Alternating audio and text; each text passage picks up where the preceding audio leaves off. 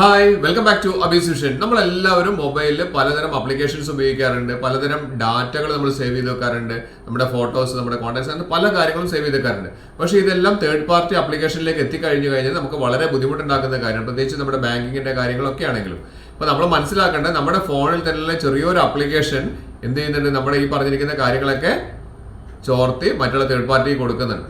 അപ്പോൾ അത് ആരാണ്, മറ്റാരുമല്ല, നമ്മുടെ പ്ലേ സ്റ്റോറിനാണ്. ഇപ്പം ഏത് ഭാഗത്താണ് പ്ലേ സ്റ്റോറിൽ ഈ പറഞ്ഞിരിക്കുന്ന ഓപ്ഷൻ എടുത്തു വെച്ചിരിക്കുന്നത് നമുക്ക് നോക്കാം. മാത്രമല്ല അത് എങ്ങനെയാണ് ഒഴിവാക്കാന്നുള്ളത് ഞാൻ ഇവിടെ പറയുന്നുണ്ട്. അപ്പോൾ അതുകൊണ്ട് വീഡിയോ സ്കിപ്പ് ചെയ്യാതെ അവസാനം വരെ കാണാം. മാത്രമല്ല എല്ലാ ഫ്രണ്ട്സിലേക്കും ഒരു ഇൻഫർമേഷൻ ഷെയർ ചെയ്ത് കൊടുക്കാനും മറന്നു പോകരുത്. മൊബൈൽ ഫോൺ ഉപയോഗിക്കുന്ന നമ്മൾ എല്ലാവരും വിചാരിച്ചിരിക്കുന്നത് നമ്മുടെ രഹസ്യങ്ങൾ, നമ്മുടെ ഫോണിലുള്ള കാര്യങ്ങളൊക്കെ രഹസ്യമാണ്. പ്രത്യേകിച്ച് കോൺടാക്ട്സ്, അതുപോലെ തന്നെ ഗാലറിയിലുള്ള കാര്യങ്ങൾ, പല കാര്യങ്ങളും തേർഡ് പാർട്ടിക്ക് ഷെയർ ചെയ്യപ്പെടുന്നുണ്ട്. അത് പ്രത്യേകിച്ച് പ്ലേ സ്റ്റോർ വഴിയാണ്. അത് എവിടെയാണ് ഞാൻ കാണിച്ചു തരാം. പ്ലേ സ്റ്റോർ ഓപ്പൺ ചെയ്തിട്ട് ഏറ്റവും മുകളിൽ കാണുന്ന ആ പ്രൊഫൈലിലേക്കാണില്ലേ, അവിടെ ഒന്ന് ക്ലിക്ക് ചെയ്യാം.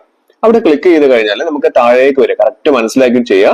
താഴേക്ക് വന്നു കഴിഞ്ഞാൽ ഇവിടെ പ്ലേ പ്രൊട്ടക്ട് എന്ന് പറയുന്ന ഒരു ഓപ്ഷൻ കാണാൻ സാധിക്കുന്നുണ്ട് അല്ലെ, പ്ലേ പ്രൊട്ടക്ട്. ആ പ്ലേ പ്രൊട്ടക്ട് ഒന്ന് ക്ലിക്ക് ചെയ്ത് കഴിഞ്ഞാൽ ഇവിടെ നമുക്ക് ഹാംഫുൾ ആപ്സ് ഒന്നും ഇല്ല എന്നുള്ളത് പറയുന്നുണ്ട്. സ്കാനിങ്ങിന്റെ ഓപ്ഷനൊക്കെ കാണിക്കുന്നുണ്ട്. നമുക്ക് വേണ്ടത് അതിന്റെ ഏറ്റവും മുകളിൽ കാണുന്ന ആ ഗിയർ ഐക്കൺ ഉണ്ടല്ലോ, സെറ്റിംഗ്സിന്റെ, അതൊന്ന് ക്ലിക്ക് ചെയ്ത് കഴിഞ്ഞാൽ ഇവിടെ ഫസ്റ്റിൽ ജനറൽ എന്ന് പറയുന്ന ഒരു ഓപ്ഷനിൽ കാണിക്കുന്നുണ്ട് സ്കാൻ ആപ്സ് വിത്ത് പ്ലേ പ്രൊട്ടക്ട് എന്ന് പറയുന്ന ഒരു ഓപ്ഷൻ. അത് ഓൺ ആയിട്ടാണ് നമ്മൾ വെച്ചിരിക്കുന്നത്. അത് ഓൺ തന്നെ നിന്നോട്ടെ, കുഴപ്പമില്ല.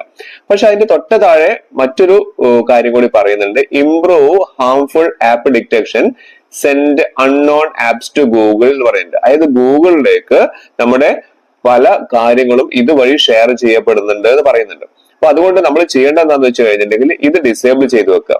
നമ്മുടെ ആപ്പിന്റെ പ്രൊട്ടക്ഷനൊക്കെ വേണ്ടിയിട്ടാണ്, നല്ലപോലെ വർക്ക് ചെയ്യാനൊക്കെ വേണ്ടിയിട്ടാണെന്നൊക്കെ പറയുന്നുണ്ടെങ്കിൽ പോലും അത് നമ്മുടെ ആപ്പിലുള്ള പല വിവരങ്ങളും ഗൂഗിളിന്റെ കയ്യിലേക്ക് എത്തപ്പെടാനുള്ള സാധ്യത കൂടുതലാണ്. അപ്പൊ അതുകൊണ്ട് ഈ പറഞ്ഞിരിക്കുന്ന കാര്യം നമ്മളൊന്ന് ഓഫ് ചെയ്ത് വെക്കുക. ഇത് ഒന്നാമത്തെ കാര്യം. ഇനി രണ്ടാമത്തെ അതിലും പ്രധാനപ്പെട്ട ഒരു കാര്യമാണ്, അത് ഞാൻ പറഞ്ഞുതരാം. ഇത് നമ്മൾ എന്ത് ചെയ്യുക, ഒന്ന് ഓഫ് ചെയ്ത് വെക്കുക.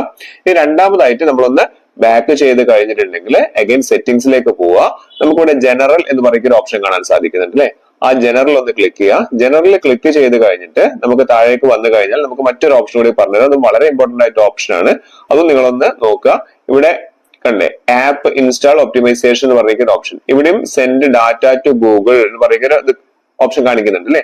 അത് ഞാനിവിടെ ഓഫ് ചെയ്ത് വെച്ചേക്കാം. അപ്പൊ നിങ്ങൾ ഓൺ ആണ് അവിടെ കിടക്കുന്നതെങ്കിൽ നമ്മൾ എന്ത് ചെയ്യുക, അത് എപ്പോഴും ഓഫ് ചെയ്ത് വെക്കുക. കാരണം ഇതുവഴിയും നമ്മുടെ ഫോണിലുള്ള പല രഹസ്യങ്ങളും, നമ്മുടെ കോൺടാക്ട്സിലുള്ളത്, നമ്മുടെ ഫോട്ടോകൾ, അങ്ങനത്തെ പല പല കാര്യങ്ങളും, നമ്മുടെ ബാങ്ക് ഡീറ്റെയിൽസിന്റെ പല കാര്യങ്ങളും ഗൂഗിളിന്റെ അടുത്തേക്കും തേർഡ് പാർട്ടി വഴിക്കും എത്താൻ സാധ്യത കൂടുതലാണ്.